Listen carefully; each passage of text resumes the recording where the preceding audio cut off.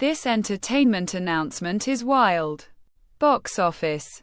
Chainsaw Man is latest anime win with $17 million debut. Springsteen underwhelms with $9 million. Variety. By Rebecca Rubin, senior film and media reporter. Another win for anime. Chainsaw Man, the movie. Rise Arc, the latest offering from Sony's Crunchyroll, was no. 1 at the box office with $18 million from 3,003 North American theaters. Monday's final tally was higher than Sunday's estimate of $17.2 million.